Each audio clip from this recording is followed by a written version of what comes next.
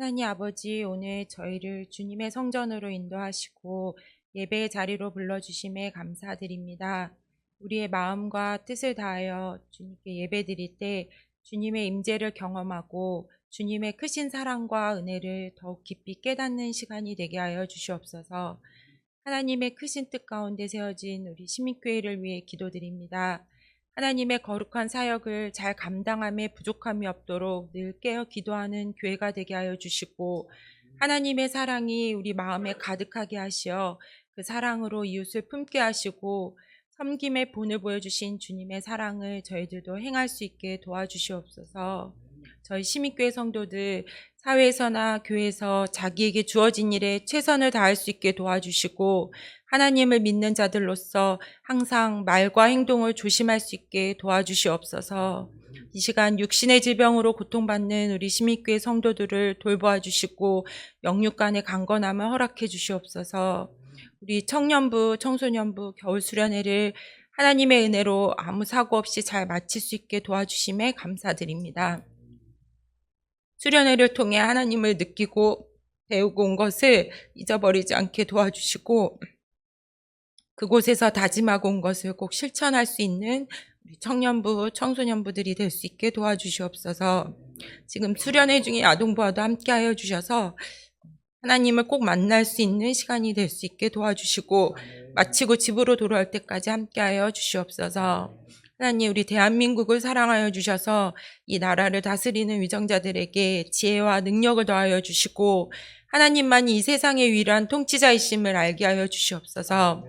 세계 곳곳에 나가 계신 선교사님들, 하나님 일을 하는데 부족함이 없게 도와주시고, 물질적으로 어렵지 않게 도와주시고 늘 건강으로 지켜주시옵소서. 하나님의 말씀을 증거하시려 단위에 서신 우리 서양선 목사님을 긍휼히 여겨주시어 영과 육을 더욱 강건하게 하시고, 성령님의 음성을 따라 모든 성도들을 바른 길로 인도하는 목자로 굳게 세워주시옵소서. 간구하지 못한 것까지도 다 헤아려 주실 것을 믿사오며 감사드리며 예수님의 이름으로 기도드립니다. 아멘. 하나님께서 오늘 우리에게 주시는 말씀 마태복음 10장 1절에서 23절까지입니다. 예수께서 그의 12 제자를 부르사 더러운 귀신을 쫓아내며 모든 병과 모든 약한 것을 고치는 권능을 주시니라.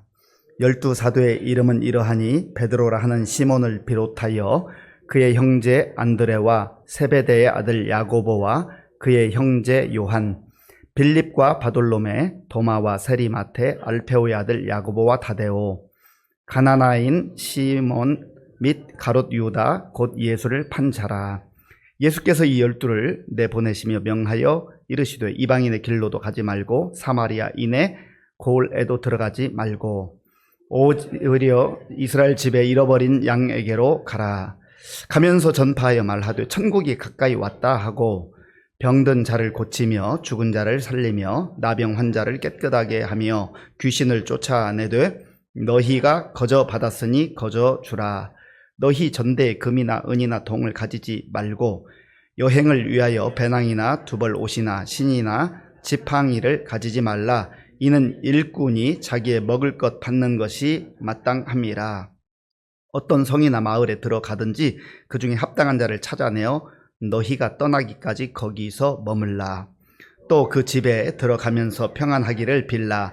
그 집이 이에 합당하면 너희 빈 평안이 거기 임할 것이요 만일 합당하지 아니하면 그 평안이 너희에게 돌아올 것이니라. 누구든지 너희를 영접하지도 아니하고 너희 말을 듣지도 아니하거든 그 집이나 성에서 나가 너희 발에 먼지를 떨어버리라.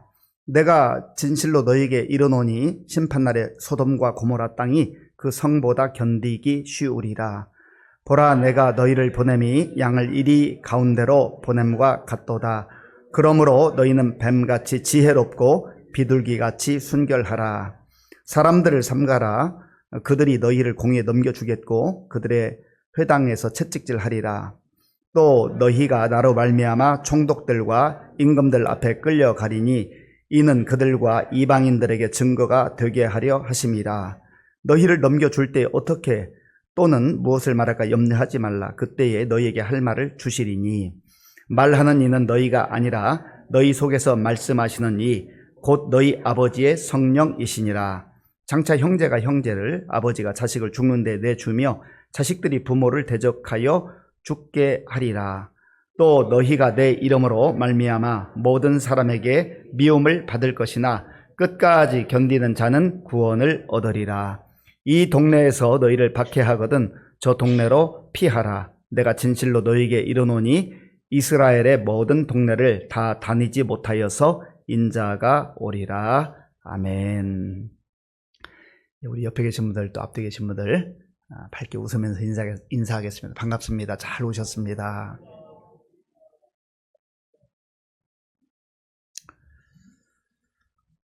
오늘 본문 10장에는 예수님께서 12제자를 부르시는 내용이 나옵니다. 예수님이 제자를 부르셨다. 제자를 부르시기 전에 선택하시는 거죠. 선택하시는 거예요. 그리고 제자로, 일꾼으로 불러주셨습니다. 이것은 저와 여러분들에게도 동일하게 적용되는 하나님의 복입니다. 은혜입니다. 예수님께서 12제자를 부를 때 이들이 제자로서의 어떤 자격, 능력이 있어서 불러준 게 아닙니다. 전적인 하나님의 은혜죠. 예수님께서 은혜로 불러주신 거예요. 우리가 부름받았다는 것, 우리가 선택받았다는 것, 그리고 제자로 세워졌다는 것, 이게 은혜 중에 은혜입니다. 이 제자라고 하는 단어는 마데테스라고 하는 단어인데 스승을 본받는 사람이에요. 스승인 참 스승이신 예수님을 본받는 거예요. 닮아가는 거예요. 그리고 예수님께 배우는 거예요. 제자는 스승에게, 선생님에게 배워야 되잖아요. 그저 지식을 배우는 선생님 그 이상의 큐리오스, 주님으로서, 구주로서, 또 그분의 제자로서 살아가는 것이죠. 그러니까 우리가 제자가 됐다라고 하는 것은 참 복된 일입니다. 귀한 일입니다. 그런데 제자가 되어가는 과정, 점점점 견고해지고 성숙해지는 과정이 필요하다라고 하는 겁니다. 예수님께서 이 12제자를 부르시지 않고도 주님 홀로 모든 일을 할 수 있는 권능과 능력이 있습니다. 그런데 우리 주님은 우리를 자녀로 삼아주시고 또 제자로 삼아주셨을 뿐만 아니라 동역자로 삼아주셨다. 하나님 나라의 일꾼으로 삼아주셨다. 성경이 말합니다. 그래서 바울은 우리는 하나님의 일꾼이요, 하나님의 동역자다. 그렇게 고백을 합니다. 하나님과 같은 일을 하는 사람들. 같은 뜻을 품어야지. 예수님이 이 제자들을 부르실 때에 그냥 부르시기만 하고 알아서 해라. 그렇게 하지 않습니다. 자, 우리 1절을 같이 읽어보겠습니다. 예수께서 그의 12제자를 부르사 더러운 귀신을 쫓아내며 모든 병과 모든 약한 것을 고치는 권능을 주시니라. 아멘. 예수님께서 친히 귀신을 쫓아내셨잖아요. 예수님 말씀하실 때 귀신이 떠나갑니다. 그리고 병든 자들이 일어나고, 그리고 약한 자들이 회복되는 그러한 역사를 행하셨어요.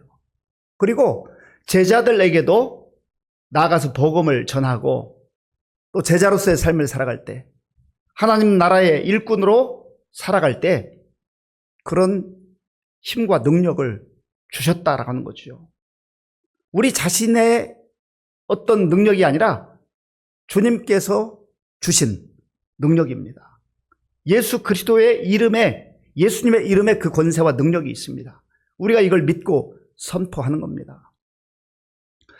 저도 이제 목사로서 이렇게 생활하다 보면 참 갈등이 생길 때가 많아요. 우리 성도님들이 아프고 힘들고 여러 가지 어려운 상황 속에 있는데 기도했을 때 좀 가시적으로 금방 즉각적으로 회복되고 또 고침받는 역사가 일어나면 얼마나 좋겠습니까?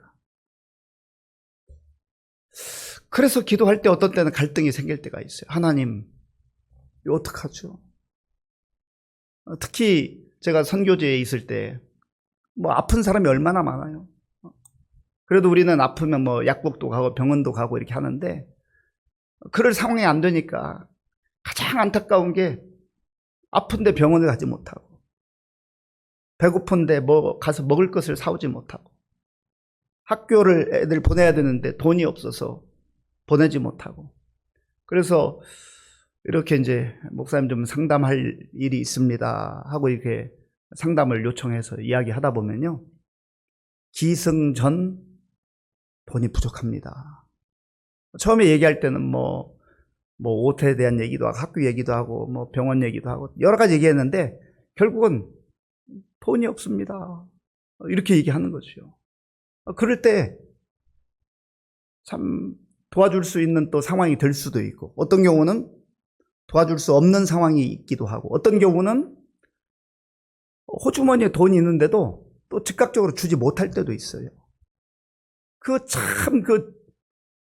지혜롭게 분별하지 않으면 때로는 그냥 있는 대로 다 주는 게 독이 될 때도 있거든요. 그러니까 이거를 분별해서 그 사람에게 유익하고 또 교회 공동체에도 유익하고 또 그 사람이 받았다는 소문이 들면요, 이 주변에 있는 사람이 우르 몰려오잖아요. 그러니까 이거 나누고 베풀고 돕는 것도 그렇게 쉬운 일이 아닙니다. 지혜가 필요해요.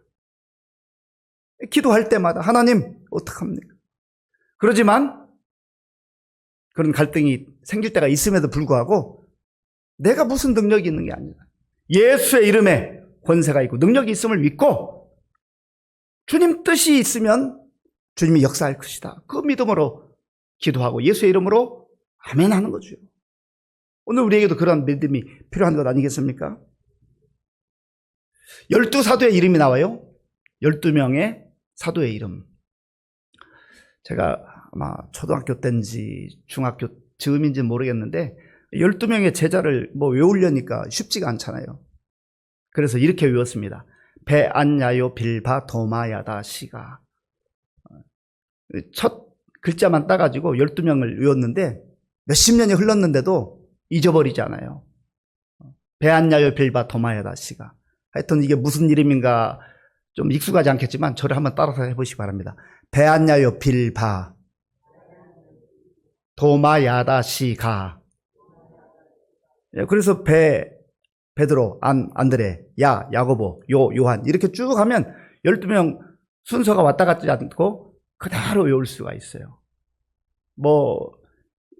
이왕이면 12 제자, 사도의 이름 정도는 알면 좋잖아요. 여기 12사도의 이름은 이러하다 그랬는데, 사도라고 하는 뜻은 예수님께서 특별한 사명을 주셔서 보내셨다. 아포스톨로스, 보낸다. 내가 대사로 파견한다. 그냥 가는 게 아니에요. 무작정 가는 게 아니에요. 목적이 있어요. 복음을 들고 가라는 거죠. 그런데 여기 예수님께서 부르신 12명의 이름을 보면 이 사람들이 당대에 아주 훌륭하고 뛰어난 그런 인물들이 아닙니다. 똑똑한 사람들이 아니에요. 어부 출신들도 있고 또 세리 출신도 있고, 우리가 정확하게 그들이 어떠한 상태에 있었는지 상세하게 알지 못하는 그런 제자들도 있습니다. 그런데 분명한 것은 예수님께서 당대에 다른 사람들이 그렇게 주목하는 사람들이 아니라 주목하지 않는 평범한 사람들을 불러주셨다는 거예요. 예수님께서도 이 세상이 요구하는 것처럼 어떤 자격 요건, 커트라인이라고 그러죠. 자격을 다 이렇게 조건을 제시해가지고 똑똑하고 잘난 사람만 불러줬다고 한다면 우리가 세상에서도 때로 낙심이 될 때가 있고 좀 이렇게 의기소침해질 때가 있는데, 하나님 나라도 그런 기준으로 그런 자격 조건으로 다 선발한다고 한다면 얼마나 기죽겠어요.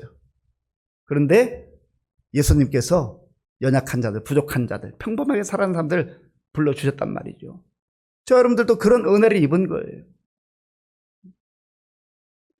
안타까운 것은 이 12사도들 가운데 제일 마지막에 기록된 가룟 유다, 거기 끝에 보면 이렇게 덧붙이고 있어요. 가룟 유다 곧 예수를 판 자라.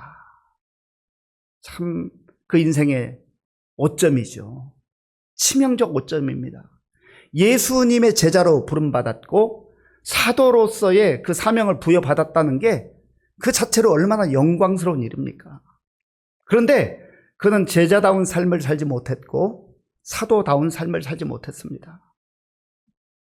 사도로 부름을 받기는 했지만 그러나 그 사명을 온전히 감당하지 못했다라는 것이죠.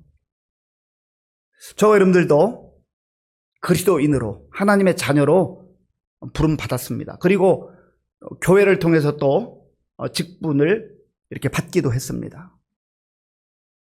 끝까지 그 초심을 잃지 않고 주님을 사랑하는 마음으로 또 겸손한 마음으로 감격한 마음으로 우리에게 주신 그 사명을 감당한다면 그것보다 더 영광스러운 일이 어디 있겠습니까?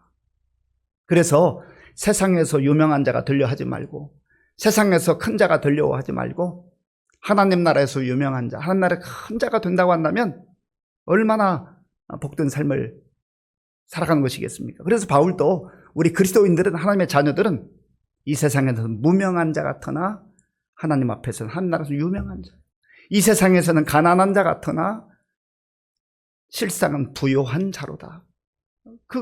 그것이 우리가 살아가는 삶의 내용이라고 하는 거예요. 예수님이 이 12사람을 제자를 보내시면서 이렇게 말씀하세요. 자, 5절, 6절을 우리 함께 읽겠습니다. 예수께서 이 12를 내보내시며 명하여 이르시되 이방인의 길로도 가지 말고 사마리아인의 고을에도 들어가지 말고 오히려 이스라엘 집에 잃어버린 양에게로 가라. 아멘. 이 말씀만 읽어보면 예수님이 좀 편파적이신가? 예수님은 이방인들은 생각지 아니하시고 사마리아 사람들은 생각지 아니하시고 유대인들, 이스라엘 사람들에게만 복음을 전하기를 원하시는가? 그렇게 오해할 수도 있습니다. 그런데 성경은 전체적으로 봐야 돼요.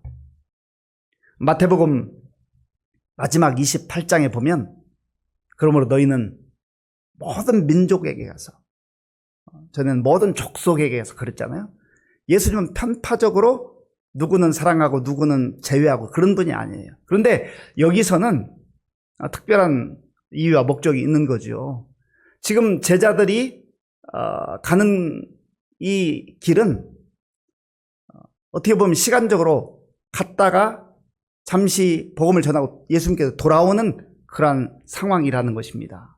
그런 특수한 상황이라는 걸 알아야 되겠고, 또 하나는 지금 이 제자들에게도 우리가 유대인이다, 우리가 이스라엘 백성이다, 선민의식이 여전히 있습니다. 그래서 아직은 이방인들을 포용할 만한 준비가 돼 있지 않은 상태라고도 볼 수 있어요.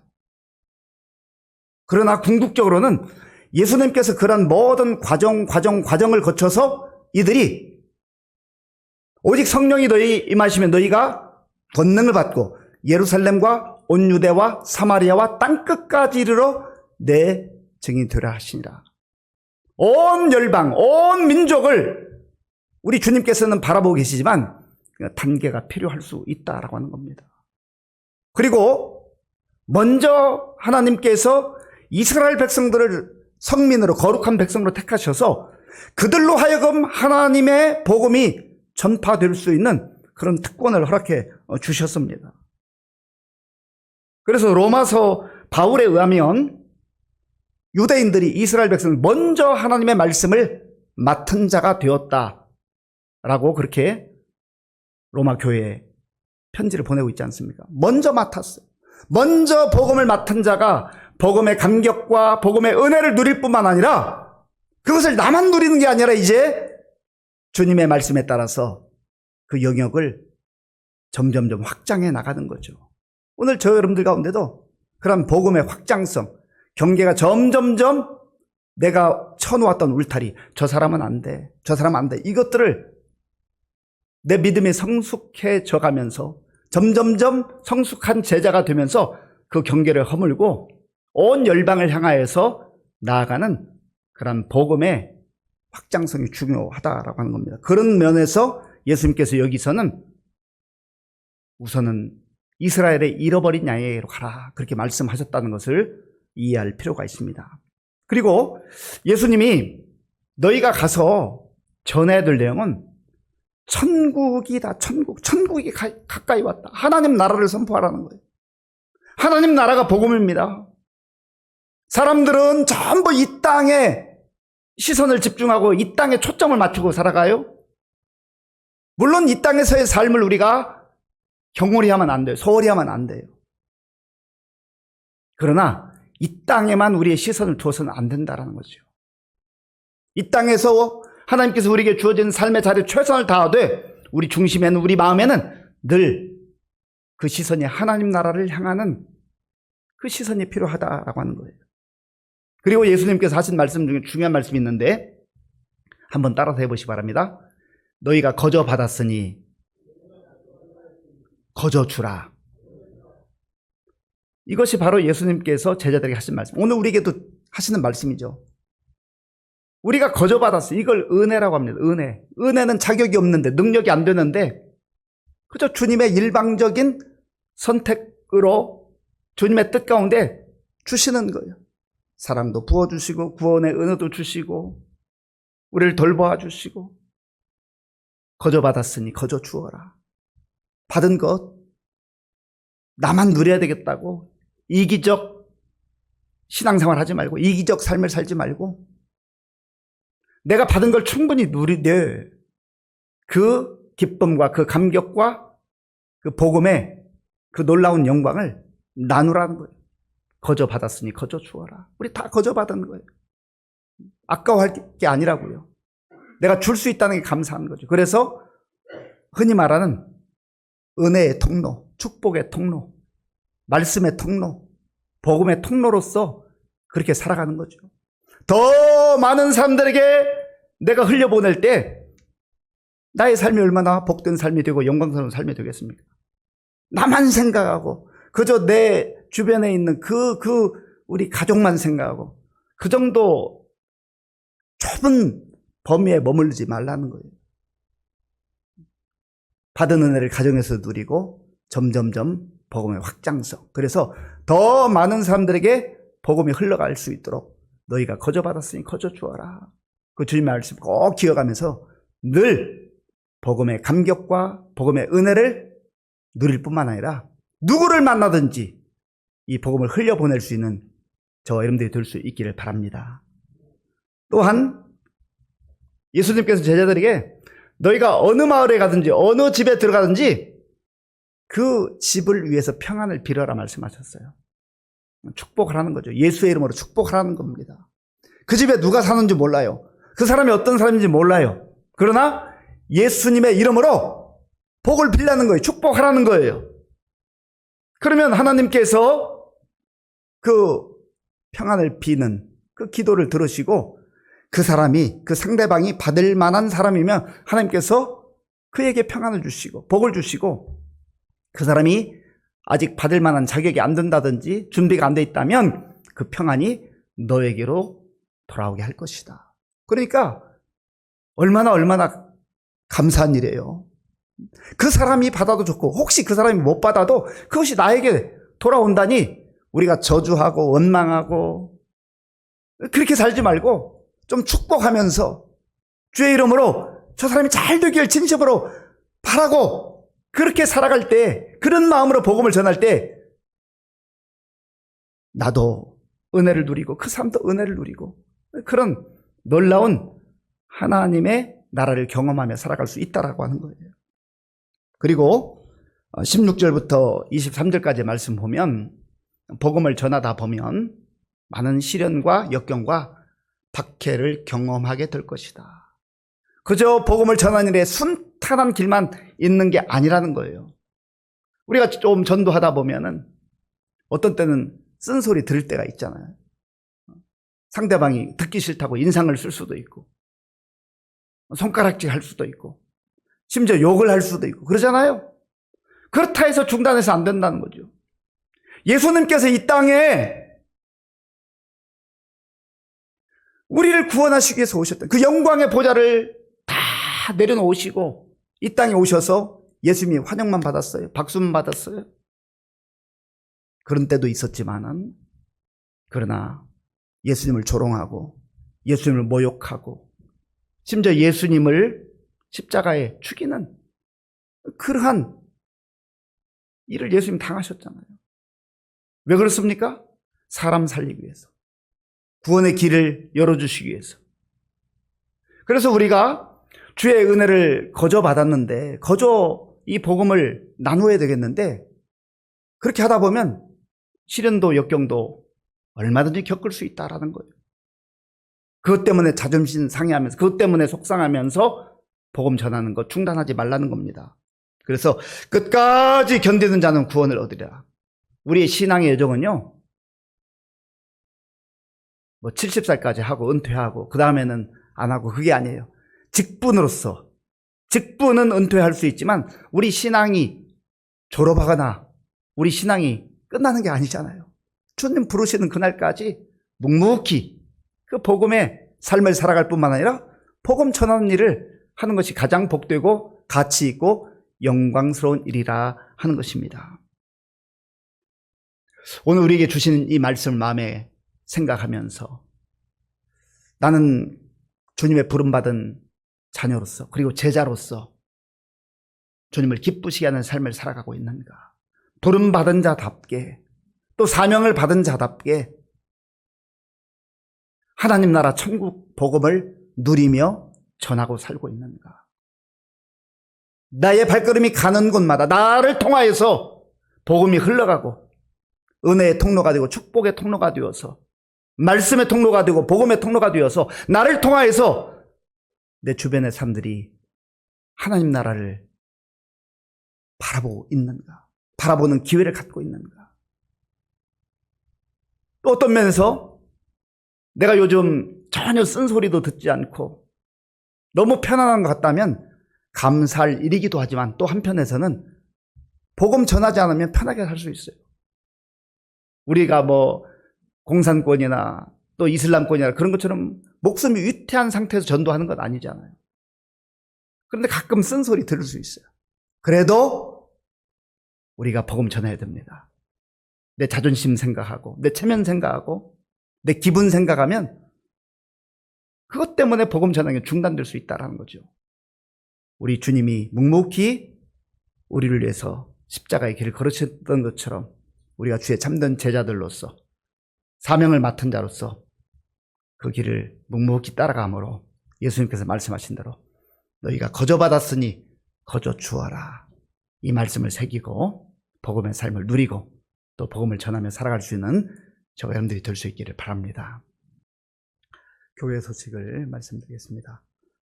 겨울 성리학교 수련회 은혜 가운데 오늘까지 청소년 잘 마쳤고요.